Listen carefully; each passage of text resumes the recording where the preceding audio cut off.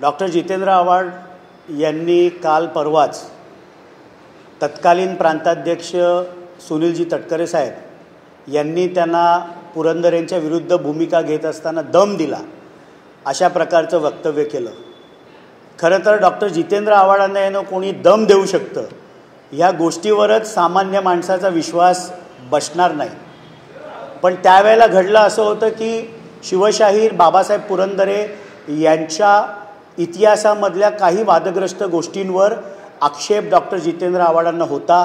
त्याची लढाई त्यांनी चालू ठेवावी, पण वैयक्तिक एकेरी उल्लेख न करता त्यांच्या वयाचा सन्मान करता तशी भूमिका घेऊ नये अशा प्रकारचं म्हणणं हे प्रांताध्यक्ष सुनीलजी तटकरे साहेबांचं होतं। शिवशाहीर बाबासाहेब पुरंदरे यांना मानणारा देखील मोठा वर्ग हा महाराष्ट्रामध्ये आहे। छत्रपती शिवाजी महाराजांचं चरित्र, गडकिल्ले हे पुढच्या पिढीपर्यंत व्याख्यानाच्या माध्यमातून पोचवण्याचं काम हे कोणी नाकारू शकत नाही। ज्या वेळेला शिवशाहीर बाबासाहेब पुरंदरे यांचं दुःखद निधन झालं त्यावेळेला आमच्या सगळ्यांचे श्रद्धास्थान आदरणीय शरदचंद्रजी पवार साहेब त्यांच्याबद्दल काय बोलले हे यूट्यूबवर जाऊन डॉक्टर जितेंद्र आव्हाड यांनी बघावं। पण त्यांना कोणी दम देऊ शकतं डॉक्टर जितेंद्र आव्हाडांना ह्या गोष्टीवर कोणाचाही विश्वास बसणार नाही।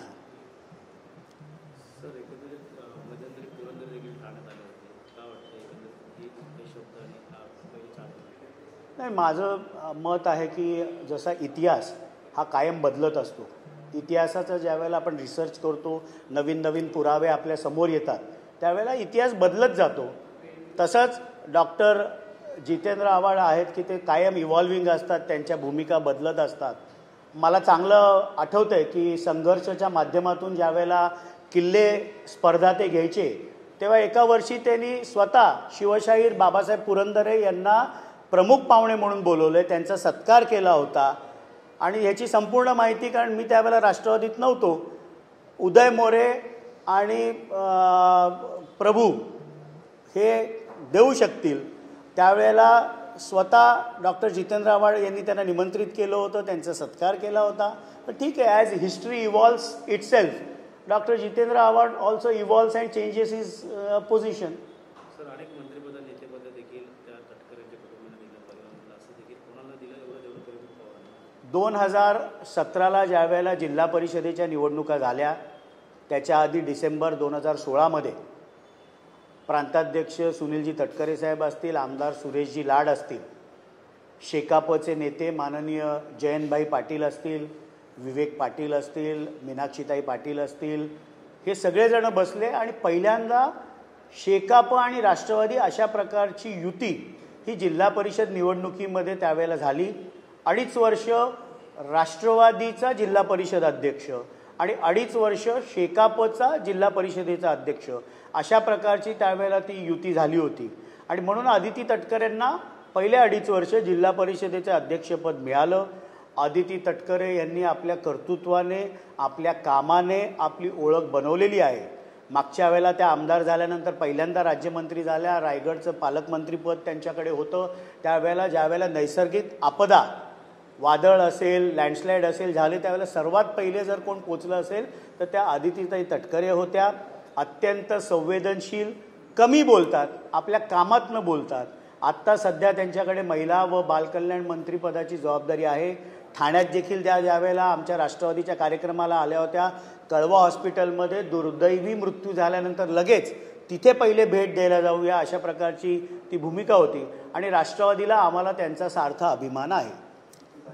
सर, पुरंदरचा इतिहास जो आहे तो चुकीचा आहे की जिथे मात्र पवार यांनी देखील सांगितलं होतं की तटकरेला तर वैचारिक विचार, त्यांचे वैयक्तिक विचार आहेत, त्यांना मांडणं जे आहे ते गरजेचं आहे, ते त्यांनी मांडलं। यामध्ये पक्षाचा कुठलाही रोल नाही असं देखील शिवशाहीर बाबासाहेब पुरंदरेंबद्दल बोलताना कायमच आदरणीय शरदचंद्रजी पवार साहेबांची ही भूमिका राहिली की छत्रपती शिवाजी महाराजांचा इतिहास, गडकिल्ल्यांचा इतिहास व्याख्यानाच्या मार्फत संपूर्ण महाराष्ट्रापर्यंत पोचवण्याचं काम हे शिवशाहीर बाबासाहेब पुरंदरेंनी केलं।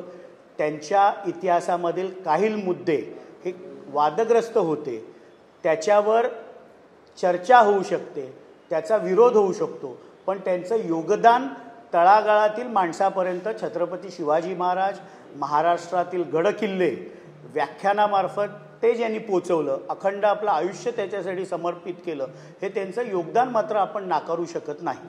सर, पुरंदरला पाठिंबा म्हणजे एक प्रकारचा जेन्सला तिथे पाठिंबा असं नाही, अजिबात नाही. त्यांच्या इतिहासामधले जे चुकीचे मुद्दे होते त्याचा विरोध केलाच पाहिजे.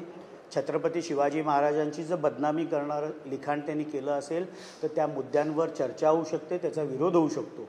पण त्यांनी जसं आपण म्हणतो की इतिहास हा कायम बदलत असतो, जसे नवीन नवीन दाखले रिसर्चमधनं पुढे येतात तसा इतिहास बदलत असतो. त्यांच्या इतिहासामध्ये सांगण्याच्या पद्धतीमध्ये जर काही वादग्रस्त मुद्दे असतील तर जरूर त्याचा विरोध केला पाहिजे.